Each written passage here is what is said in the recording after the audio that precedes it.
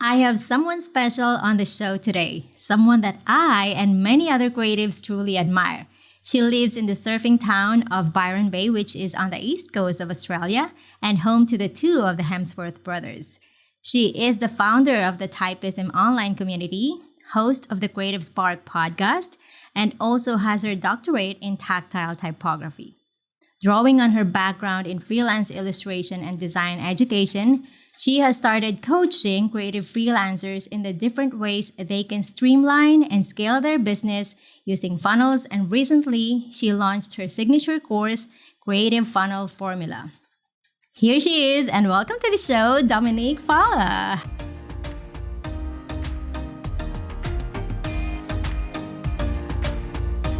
Hi. Hey. Thank you. Hello. Hi, Mai. Nice to speak to you. Yes, thank you so much. I know that the last time I had interviewed Aurelie Maron, we were all also talking about you, and I said, maybe it's time we invite Dominique on the show. And it was just the perfect timing. I told her, right after this recording, I am going to invite her. So I did. And here we are. Okay, so you are quite known in the creative industry, especially in the lettering world because of typism. And you have brought together so many creatives too with your conference and, of course, the Typism Book.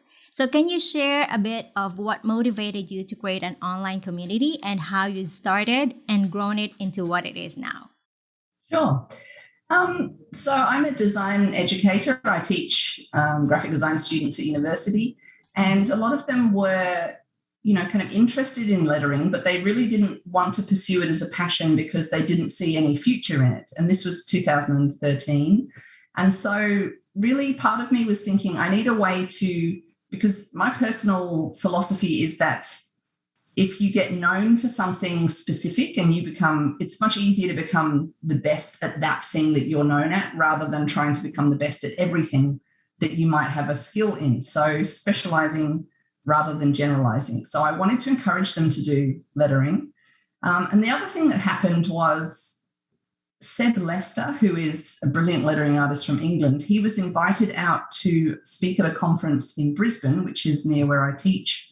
And I noticed that it was part of a full day conference, but I actually noticed that all of my friends, we all came and we all sat there for Seb Lester, and then we left. We didn't care about the design lawyer and the corporate branding guy. We didn't care about any of the other speakers. We just bought all day tickets purely to just see one of the talks. So the thought was in my head, if we paid to see Seb Lester, why would we not pay to see 7 Seb Lesters speaking? So the idea for Typism was born out of that experience at that conference. But the bigger goal was to just get a bunch of my friends together and just get them to convince my students that they could and should focus on lettering as their passion.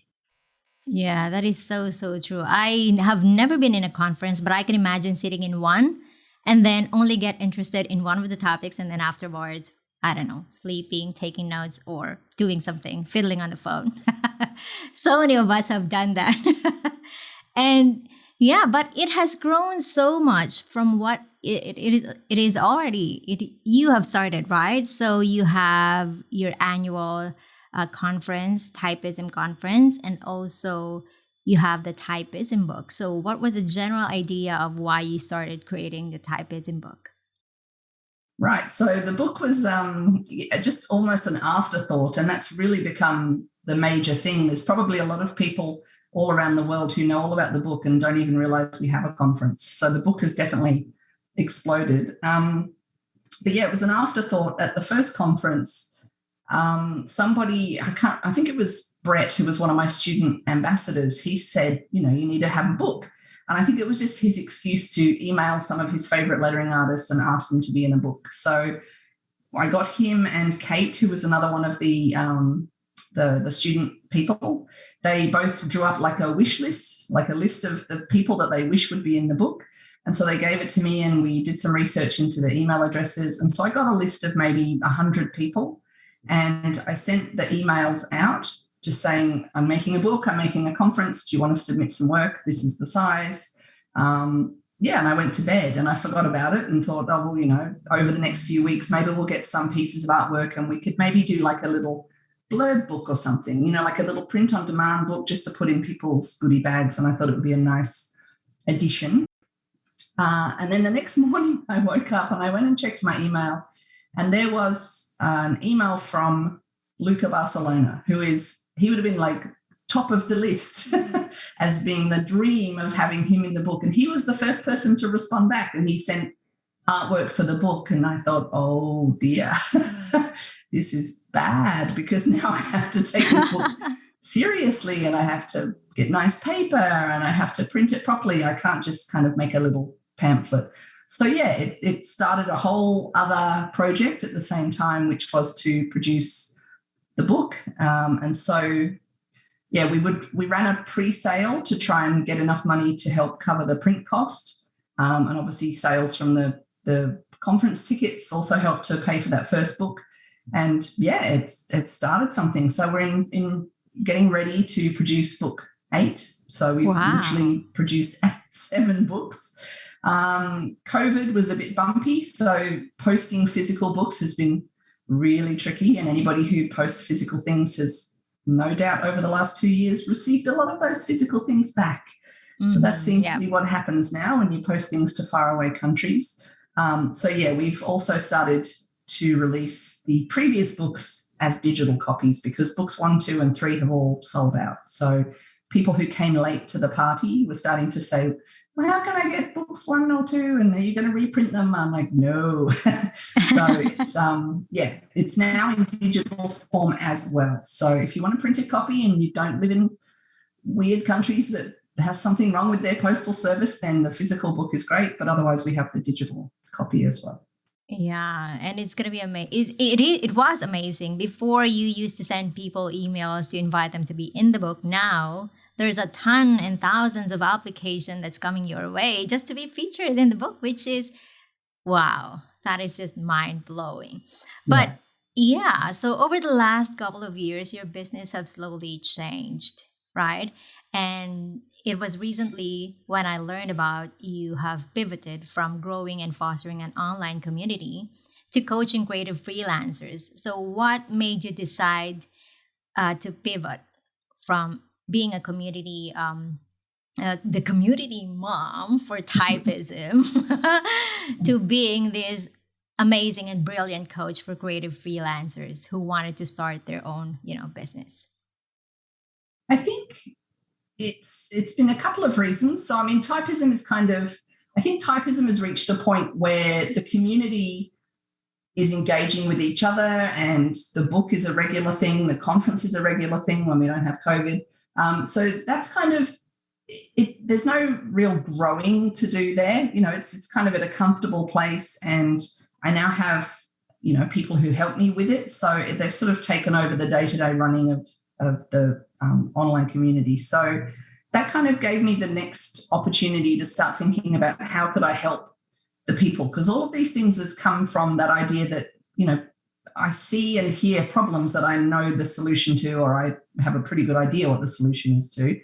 And so, the original thing with typism was to help my students and convince them that they should focus on lettering. And then the purpose of the book has become, bringing together the community, giving people who haven't really had an opportunity to be published anywhere an opportunity to be published. So for me, the joy of people getting the book is that they've, been published, and it's just such a joy for them. So that gives them that motivation to keep going and improving.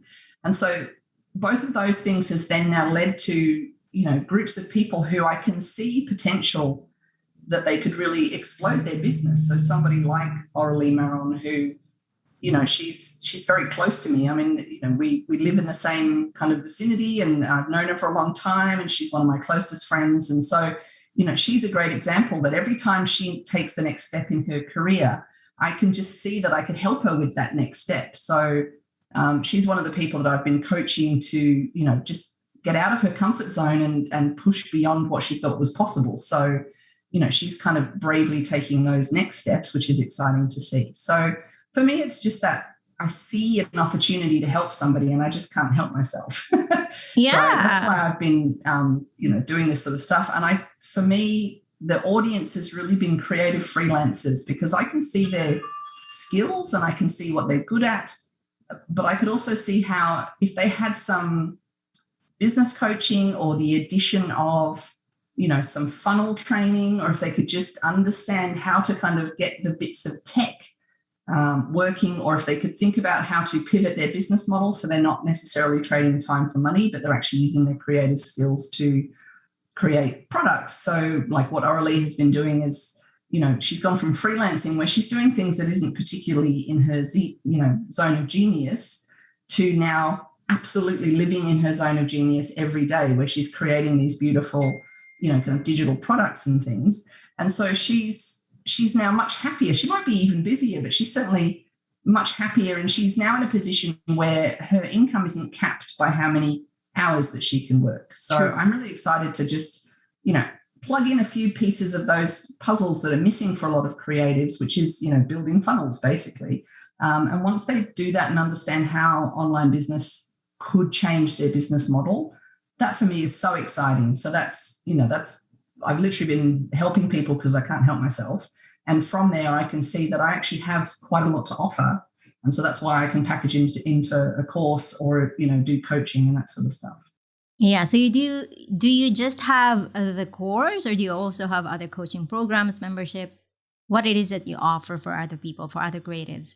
Yeah, I've been working one-on-one with a couple of people. So Aurelie is one of those people, and Alejandra from Alejandra Travels is another one. So she's a kind of a traveling global nomad influencer. And again, she went viral but didn't have a funnel to capture anybody. And I was just going out of my mind to shake her. So I made her make a free giveaway and, set up an opt-in funnel. And she took her list from something like 89 people to 1,200 people in, I think it was 2 weeks, So she just she's another person who just needed that extra little bit of, business coaching. So I've been working one-on-one with those guys. But I'll be starting to put together a coaching program, whether it's a group coaching program or one-on-one, I'm not sure. But I think all of the students that have come through the Creative Funnel Formula course, they're going to be at that point where it's like, right, we've built our first funnel, we've got 200 people on a mailing list. What's next? So I think there's going to be an opportunity for me to do a lot more coaching next year. Yeah, still growing and growing, right? And funny, you mentioned you cannot help helping people. It is like the second nature to those who wanted to coach, right? When you see other people struggling and having all of these challenges they face in the business, or probably those who have been wanting to start their own creative business and make money from it so that they're not trading time for money and, killing themselves with client work, because I've done that. Mm-hmm. I have done that. And while it is lucrative, I know from my own personal experience that it is not something that I can rely on solely, because you have to dedicate all of your time and effort and energy in one client to make that single income.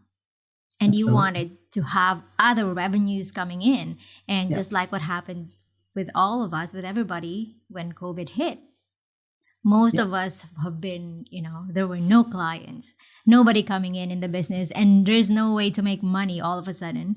And we were all forced to pivot.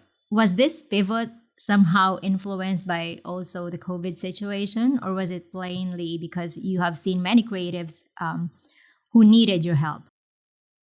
Well, I started doing the coaching before COVID hit, but certainly several of my students who were, this sounds nice, but I've got clients and it's safe money.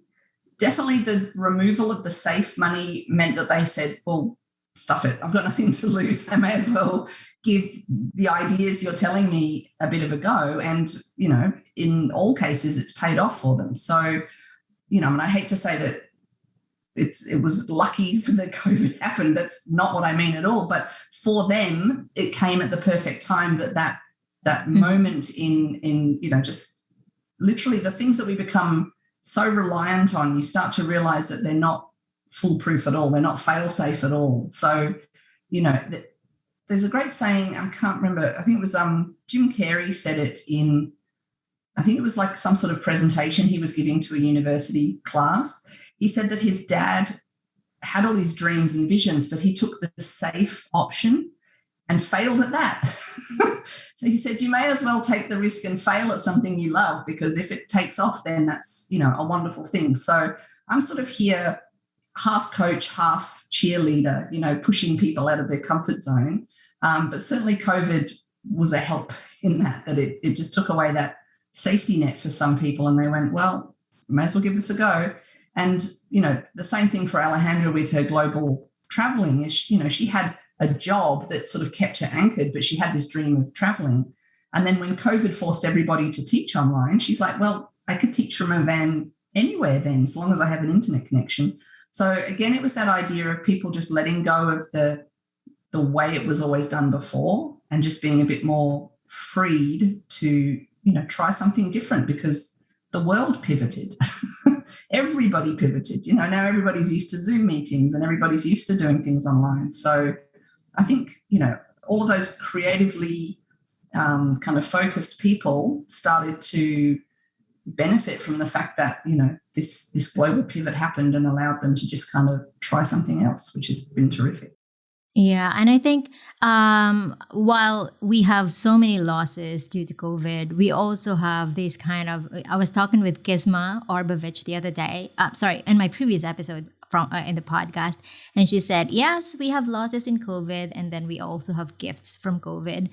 Yeah. Sort of like it is a great reflection, because when people are planning on doing things, we look for the perfect timing. We wait for the perfect time. We wait for the perfect opportunity. We wait for everything to be perfect.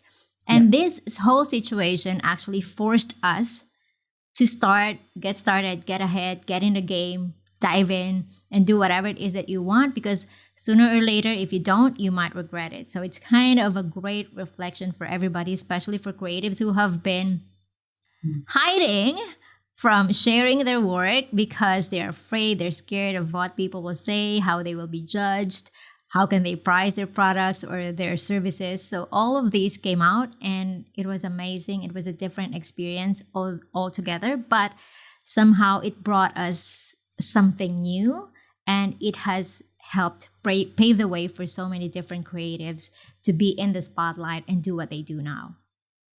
Absolutely. I mean, it's been called the sort of great global reset, and that's, for some that's been very painful.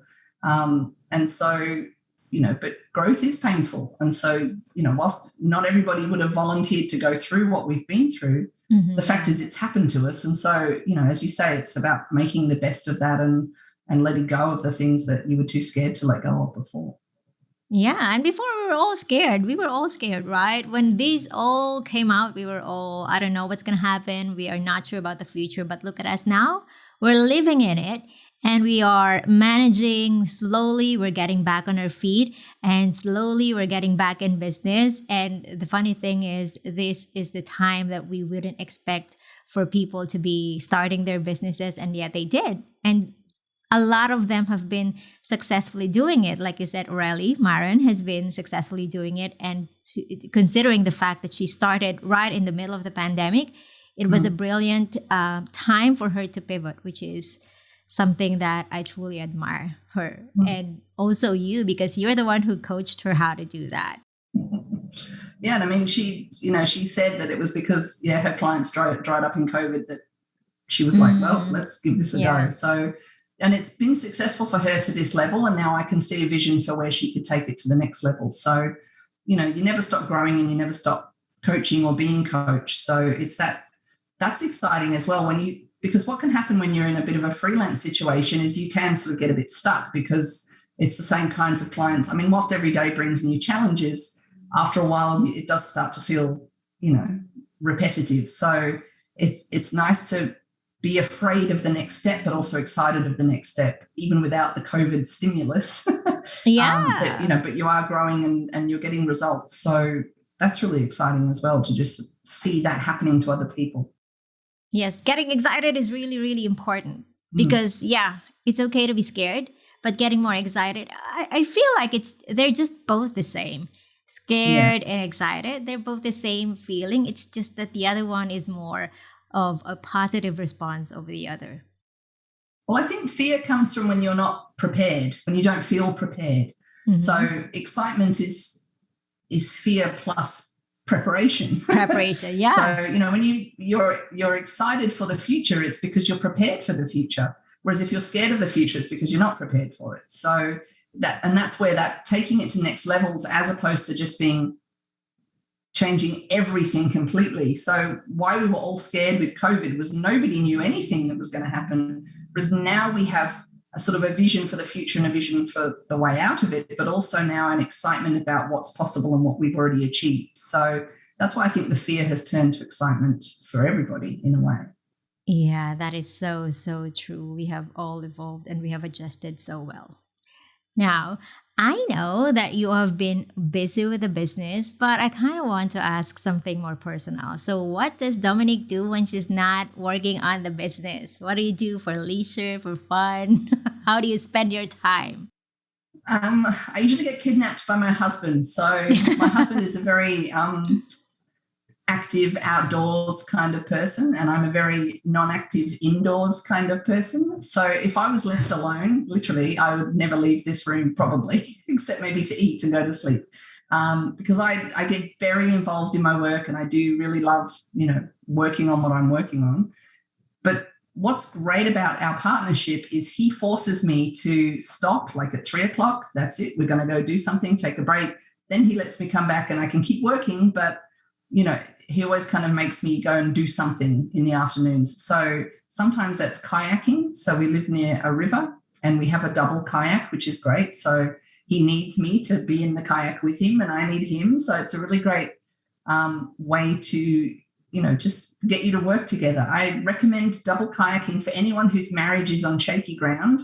Get in that kayak and you are forced to work together as a team. So it's very good for just getting you to kind of cooperate with each other. And the other thing he does is he plays golf. He's really passionate about playing golf, and we happen to live on a golf course, well, maybe 300 meters from a golf course.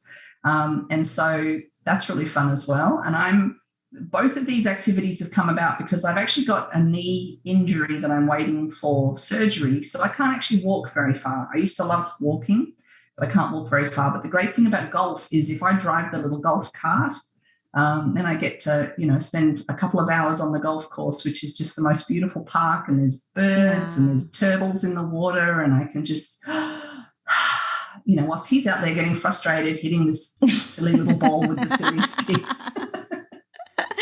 Breathing some fresh air, Yeah, get the fresh air. It's beautiful. So both of those outdoor activities take up a lot of our time.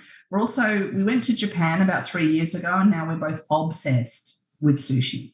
So any chance we can go to we've been in and out of lockdown a lot. So literally whenever we get out of lockdown, straight up to sushi restaurant, grab some sushi before they put us back in lockdown.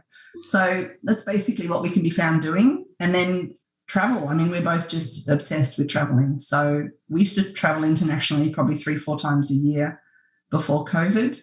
And yeah, I haven't been on a plane for 2 years, so that's really weird. And I don't know if you realise, but in Australia, we're a lot more behind the rest of the world. So we've been living with COVID zero for quite a long time. So all last year we kept COVID out, but it meant that nobody can travel in and nobody can travel out. So we've been kind of trapped on this beautiful island.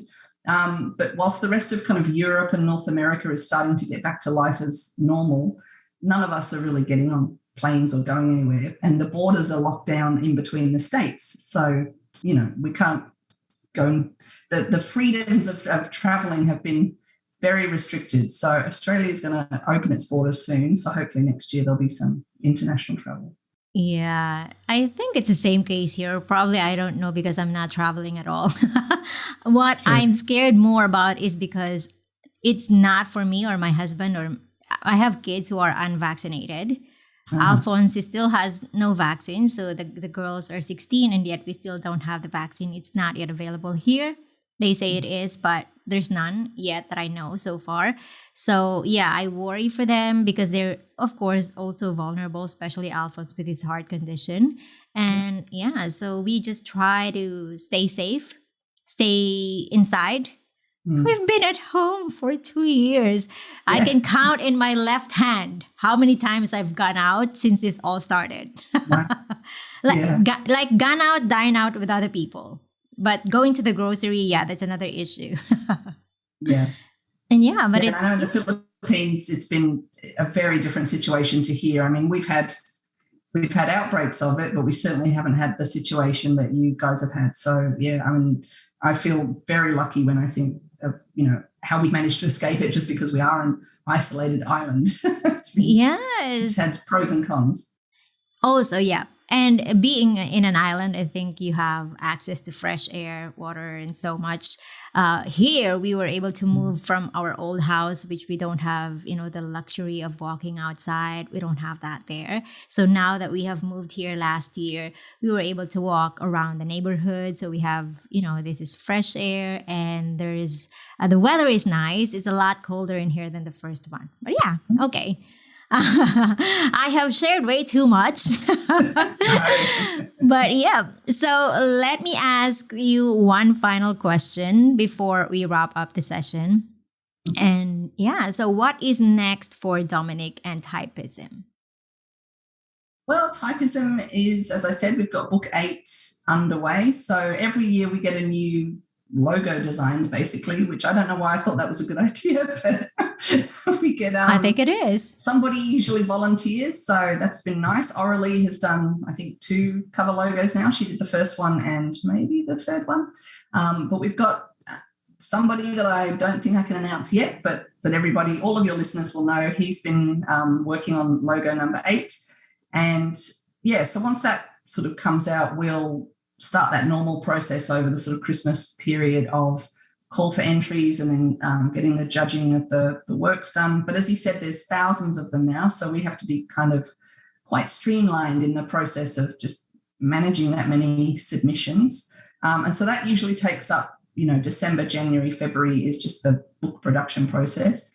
Normally then we switch across to the conference, and that usually kind of goes on sale sort of April, but I'm still not confident this year that we'll be running the in-person conference again, mainly because the borders have been closing and opening and closing, and so a lot of the speakers that I had planned for Typism 8 are in Victoria or are international. So I really don't want to kind of, just have a local one just for local Queenslanders. I mean, I'm not even allowed into the state yet, so I'm very nervous about running it in person, so I think I'll suspend it for another year.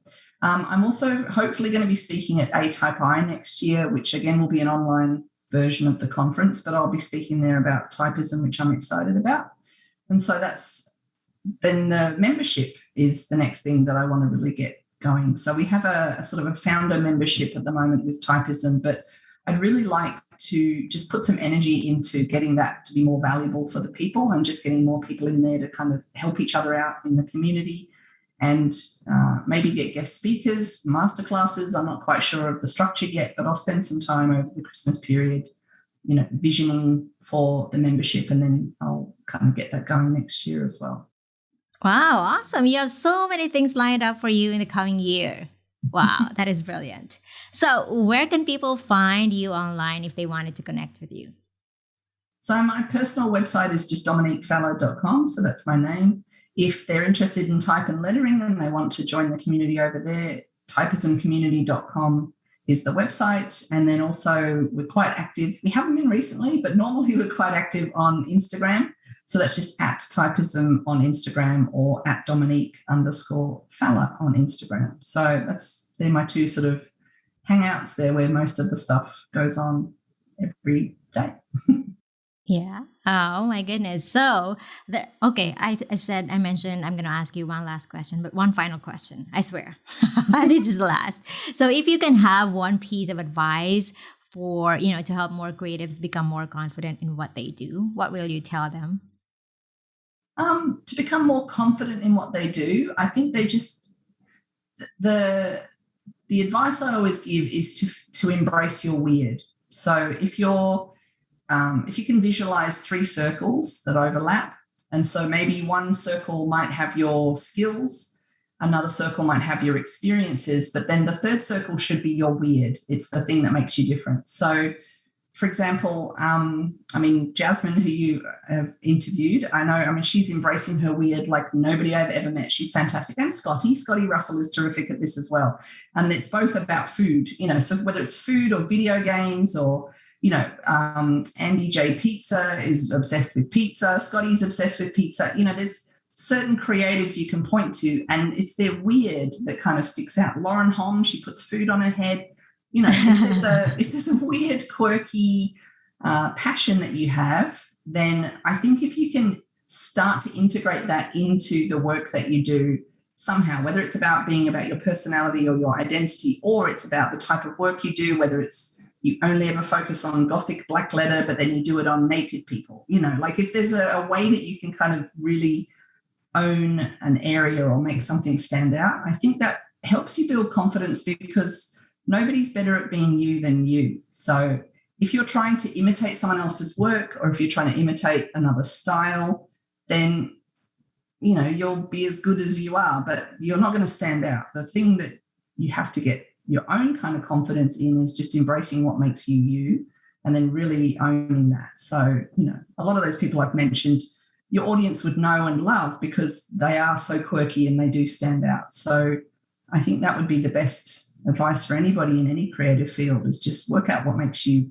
weird and then really embrace that as part of your identity in your work.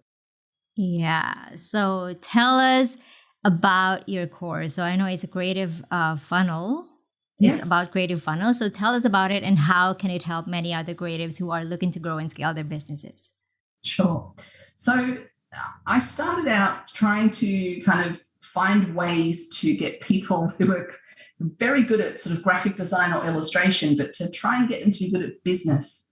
And that's a very big mountain to climb. But what I found was one magical key that kind of unlocked their brain was just the idea of understanding what a funnel was and getting them to make one. So the kind of promise of the creative funnel formula is that you're going to build your first funnel, and even if it's just to get 100 people on your mailing list, that's like a huge hurdle for a lot of people. So a lot of people sign up to MailChimp because it's free, and then they kind of maybe put a join my newsletter thing at the bottom of their website. Then they have no idea what to do with the 12 people who sign up. And so it's just overcoming that kind of hurdle that, here's how to make a lead magnet. Here's how to, the anatomy of a perfect opt-in page, how to connect that to an email service provider, how to then follow up with content, how to put people into the funnel. All of those bits I've kind of laid out in 9 steps inside the course. And so,